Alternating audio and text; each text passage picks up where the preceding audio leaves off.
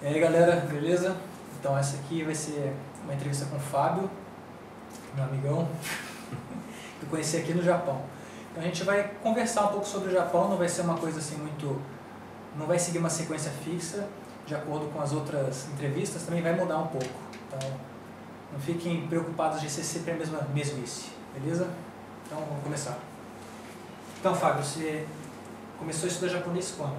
Então, na verdade, eu comecei a estudar japonês há muito tempo atrás. Eu tive um primeiro contato com a língua, se eu não me engano foi em 2000 ou 2001, enquanto eu estava na universidade. Mas não foi um momento bom para aprender, porque eu tinha muita coisa para estudar da própria faculdade que eu fazia, e eu queria fazer tudo muito bem feito, do curso que eu me propus a fazer, e acabei que não me dediquei ao estudo da língua japonesa, né? Mas eu procurei fazer curso de língua japonesa justamente porque desde criança eu pratico a minha arte marcial favorita, que é o karatê, e o que eu achava interessante é que eu não me contentava e ainda não me contento em só fazer o karatê. Eu sempre quis entender o que está por trás disso que eu pratico. Eu acredito que entendendo melhor aquilo que eu pratico, eu consigo praticar de um jeito melhor também, de um jeito diferente.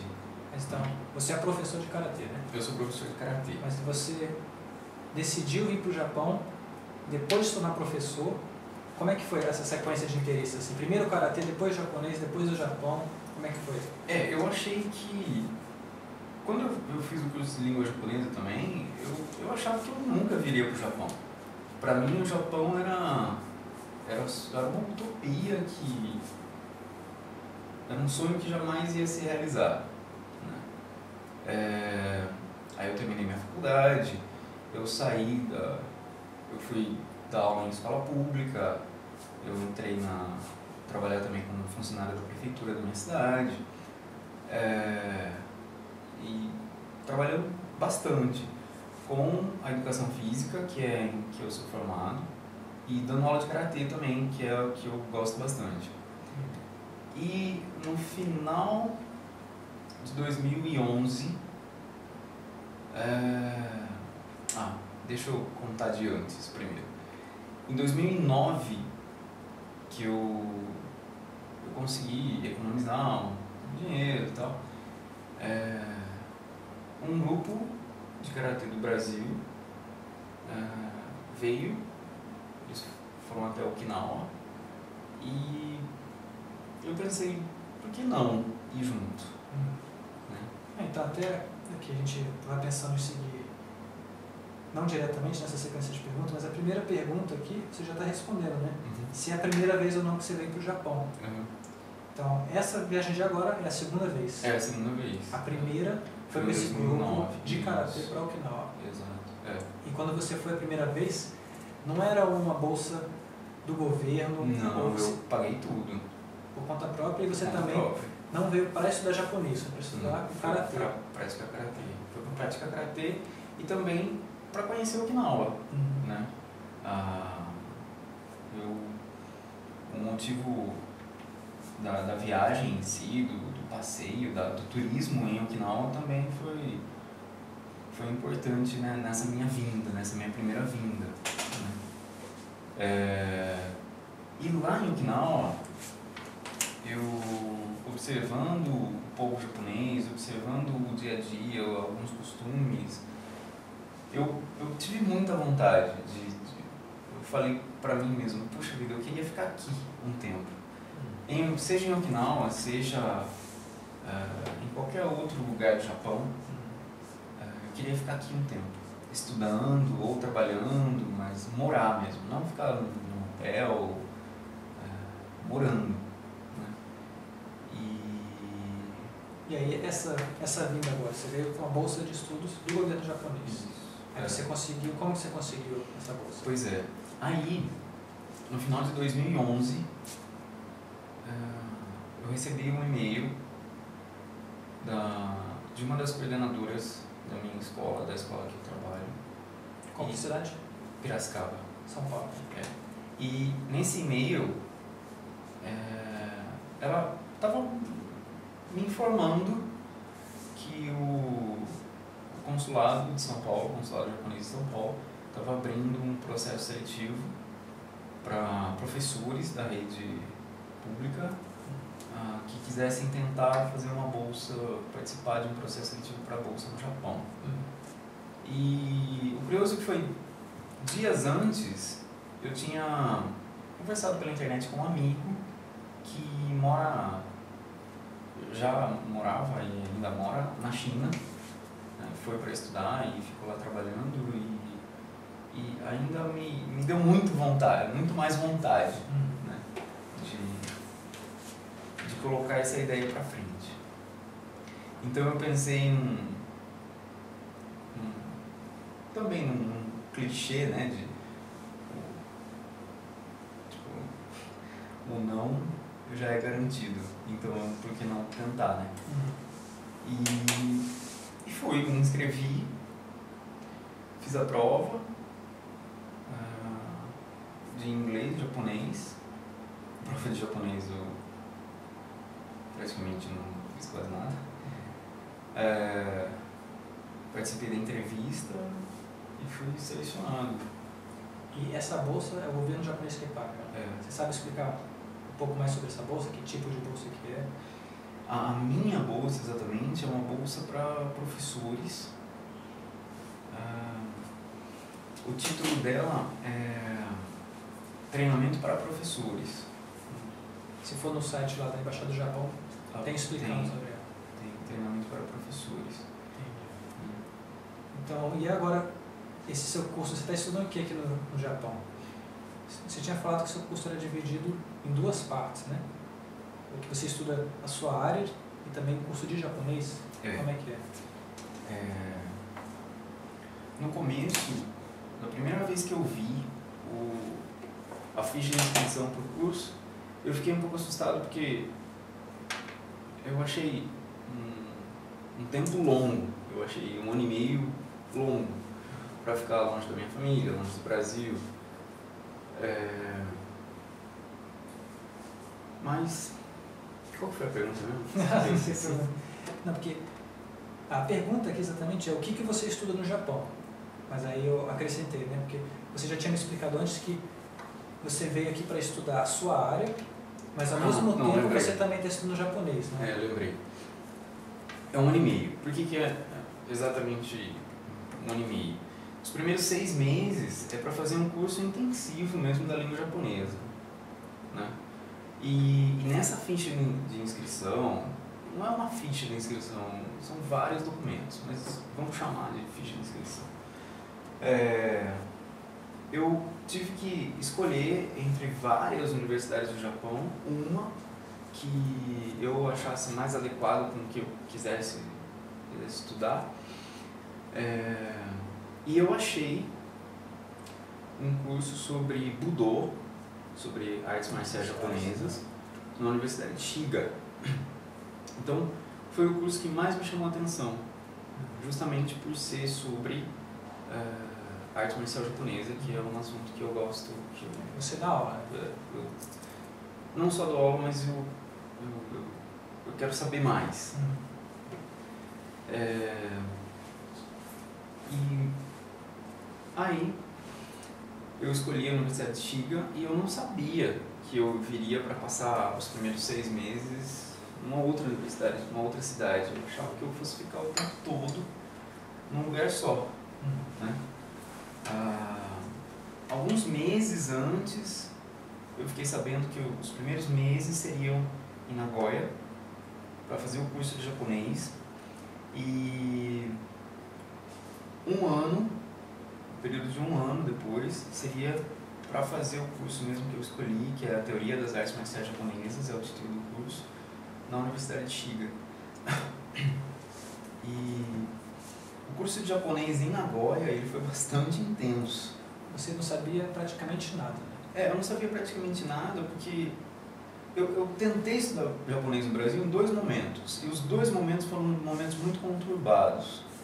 Um que eu queria muito estudar a minha área de trabalho e acabei não dando importância para o estudo da língua japonesa, mesmo porque eu tinha aquela ideia que eu jamais viria para o Japão. Né? Só para explicar um pouco, esse material que o Fábio usou, se a gente for pensar naquele material didático do Minano Nihongo, ou o material didático de japonês da UNB mesmo, é mais ou menos o mesmo conteúdo. Só que se for ver a escola modelo lá de Brasília, a gente estuda aquilo mais ou menos em 4 anos, aquele conteúdo, né? Se for na UNB, a gente estuda em 2 anos, 2 anos e meio. E o Fábio pegou todo esse mesmo conteúdo em 4 meses, né? É um semestre, só que as aulas são 4 meses, na verdade, né? Então, assim, para quem não sabe nada de japonês, é bem puxado. Se alguém tem interesse em pegar essa bolsa de estudo que vai ensinar o japonês básico, se vocês já forem olhando o conteúdo do Minano Nihongo, já vai ajudar bastante. E a segunda vez que eu tentei estudar japonês foi na minha cidade mesmo, paguei um curso particular, de uma escola particular. O professor era muito bom, ele era bastante dedicado e tal, mas eu assumo a minha culpa de trabalhar o dia todo, sabe, reconheço o meu esforço, mas senti aqui no Japão, que para aprender uma língua precisa de muito mais empenho, precisa realmente dar uma mergulhada no universo mesmo, que senão você não pega jamais, né? E eu acabei que tentando estudar, mas achava que sabia alguma coisa, ainda lá no Brasil, achava que sabia alguma coisa. Chegando aqui eu vi que eu realmente não sabia nada, né?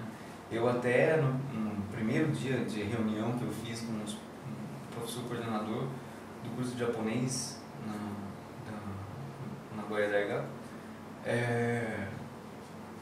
ele perguntou: alguém aqui já estudou japonês? E eu levantei a mão e fui fazer um teste, mas o resultado foi pífio, né? Como aquela vergonhazinha. Como se não tivesse estudado nada, né? Como se não tivesse estudado nada. Então eu sinto pensar assim, mas eu acho que esses cursos que eu tentei fazer no Brasil não dá para considerar. Mas é um pouco da pressão também, né? Porque, por exemplo, eu também estudo há muito tempo, mas eu vim aqui e fiquei travado. Porque eu vi a gente falando muito bem, e aí eu falei assim, por mais que você parece que eu não sei nada, você fica com vergonha de errar. Eu sei que vergonha é uma besteira, né? Mas a gente fica com aquela pressão também de... Você não quer transmitir para outro que você não sabe nada, né? Então tem essas coisas também, assim. Eu acho que a vergonha também, ela atrapalha um pouco, né? Ela atrapalha muito. A gente acaba perdendo a oportunidade de aprender com medo de... Aprender no erro, né? Da outra pessoa dar um sorriso pra gente por causa do nosso erro, e aí a gente perde a oportunidade de aprender com a pessoa. Aos poucos eu tô perdendo a vergonha, mas o assunto eu ainda tem um pouco. Essa coisa. A gente saiu um pouco aqui da sequência, mas só para comentar isso, porque é bem interessante para quem vê aqui, né? Esse negócio da vergonha. Tem coisas que, falando com um amigo em japonês, o mesmo assunto, eu falo com o amigo perfeitamente, mas eu vou falar com o meu orientador, não sai nada. Eu sou assim também. Porque já tem aquele japonês, assim, bem o estereótipo de japonês bravo, assim. Você sabe que ele está te analisando. Aí se você faz uma coisa errada, ele já briga com você. Não são todos assim, mas no meu caso não é desse jeito. Então a pressão e a vergonha, eu acho que influencia muito no que a gente, como é que eu falo, no nível de comunicação, né, que a gente tem. Eu acho que nesse sentido eu dei uma sorte, porque o meu orientador em Shiga é uma grande pessoa. Ele bom, não quero ficar generalizando, eu acho que generalizar empobrece muitas coisas, eu vou tentar não generalizar em nada, eu vou falar da minha experiência. A minha experiência é assim, eu dei muita sorte mesmo de pegar uma pessoa muito boa como orientador. Ele é uma pessoa muito tranquila, ele me ajuda a elaborar as frases que eu mesmo quero elaborar em japonês para me comunicar com ele. A única única não, né? Mas uma das dificuldades que eu tenho com ele é que ele é tão tranquilo que ele fala muito baixo. Ele fala muito baixo e às vezes muito rápido. Então, para quem não está acostumado, eu até estou um pouco mais acostumado agora, mas para a língua que não é a minha, né? Uma pessoa que fala baixo e num ritmo mais acelerado, aí fica difícil. Toda vez eu tenho que pedir para ele, pode repetir, por favor. Para ser mais claro, né? É. Seguindo um pouco aqui, voltando à sequência, acho que você já falou um pouco aqui. O que você pode dizer sobre o seu tema de estudo e a sociedade japonesa? No seu caso, é tudo a ver, né? Porque você está... Porque assim, eu coloquei essa pergunta porque tem um amigo nosso que estuda Direito, e eu pedi para ele comparar o que ele conhece do Direito no Brasil e Direito no Japão. Tem muitos pontos bem diferentes, né? Mas no seu caso, você veio para estudar arte marcial japonesa, né? Então, não tinha um lugar melhor do que o Japão para você fazer esse estudo. Se quiser adicionar alguma coisa. Eu acho que a arte marcial japonesa eu não sei se isso é teimosia minha, mas eu achei que até essa teimosia minha fosse passar quando eu viesse para cá, mas não está passando, muito pelo contrário. Eu vejo a arte marcial, principalmente japonesa, que é o que eu entendo mais, eu não quero generalizar, volto a falar. Entendo mais não, né? Não entendo quase nada,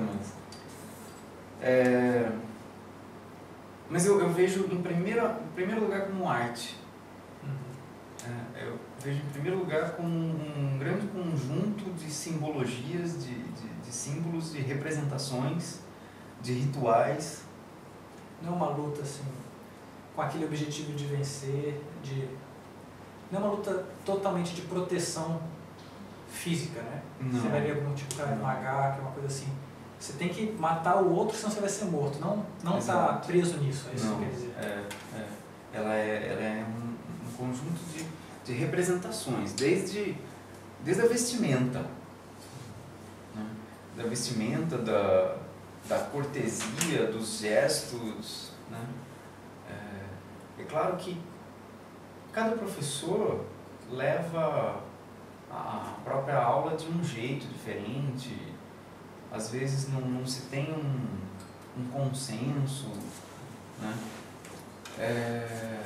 Mas no geral eu vejo assim, eu vejo a arte marcial em primeiro lugar como arte, né? E eu vejo muito disso na sociedade japonesa. Muita coisa aqui está relacionada à arte, à alimentação, à separação dos alimentos, o cuidado com os alimentos, né? Não é simplesmente comer. Tem que apreciar. Eu tenho que apreciar, existe um modo de preparo, né? Então existe uma simbologia, uma beleza, uma preocupação com a estética muito forte, na minha opinião. Sim. Na minha opinião, dentro da sociedade japonesa. Aí generalizando, uma coisa que eu não queria fazer, mas beleza, estou fazendo. Então você acha que as artes marciais japonesas também, você fez meio que uma conexão entre comida e arte marcial, assim. Você acha que tem algo que é igual? Eu sinceramente eu não ouvi falar ainda o termo para que seja Shokuji-do. Tá, o caminho, né? Da alimentação. Como existe Budo, ou Shodo, ou Kado, que o Kado é uma variação do Ikebana, né? Só para explicar um pouquinho, esse do que o Fábio está falando é aquele kanji de michi, que é caminho, né? Então, você vai fazer o Aikido, aí é o caminho do Aiki. O Karate-do, o caminho das mãos vazias, né? Que é mãos sem arma, na verdade, né? Se eu estiver errado, você corrige. Porque ele é professor de Karate. E Aikido, o caminho do arco. O Sado, o caminho do chá. Que aí, a gente traduz em português com cerimônia do chá, né?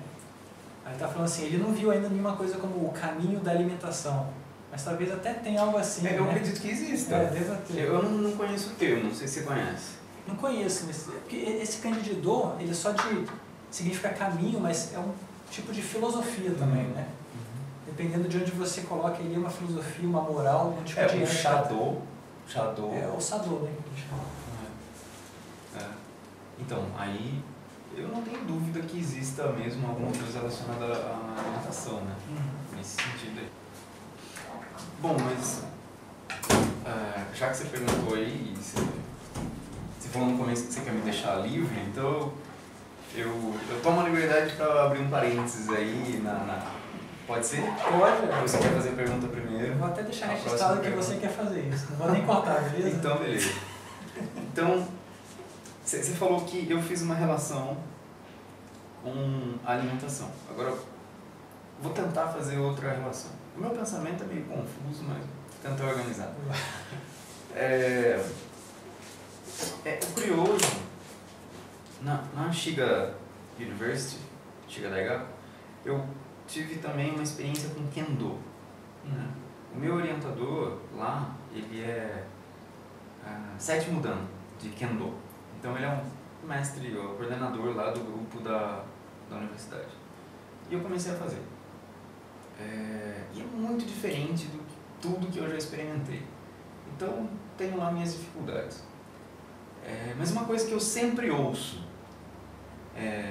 quando eu estou lá segurando a espada, a Shinai, justamente, relax, relaxe, principalmente aqui, região dos ombros.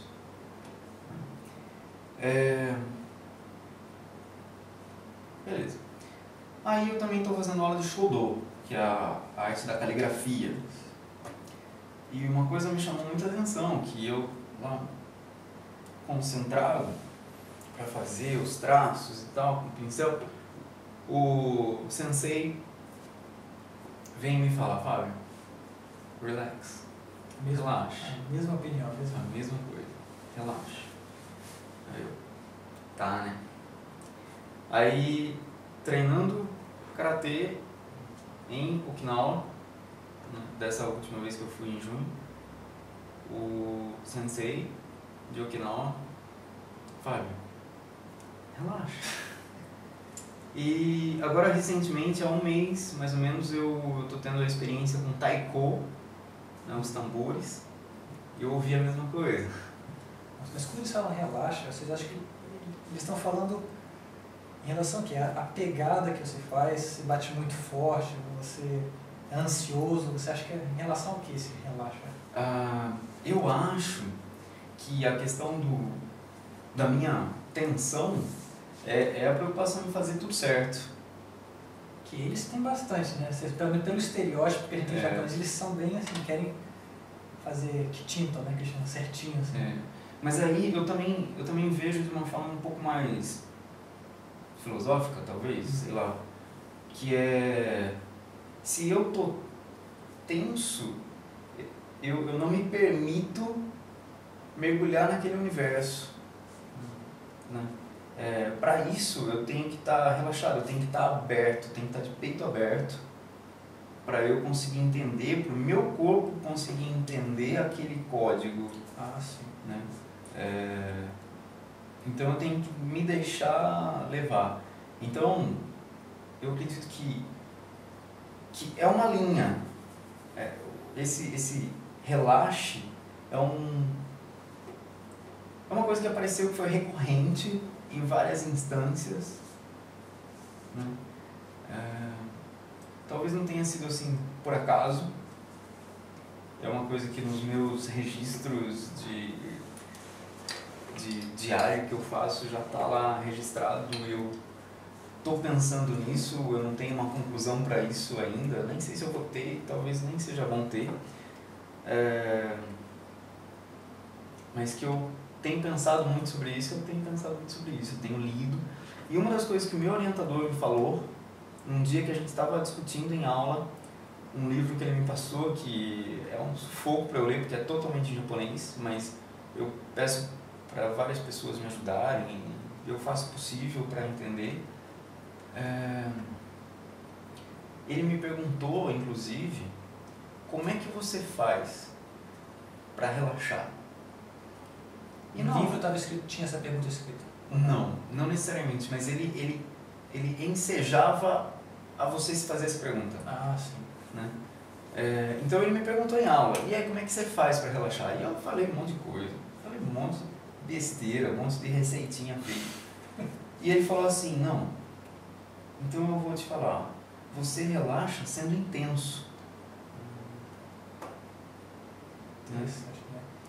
Até lembrei, ele falou assim, de relaxar aí, essa coisa de ser intenso. Estava lendo uma vez um livro sobre Zen Budismo. E assim, cada budismo tem uma maneira diferente de interpretar, né?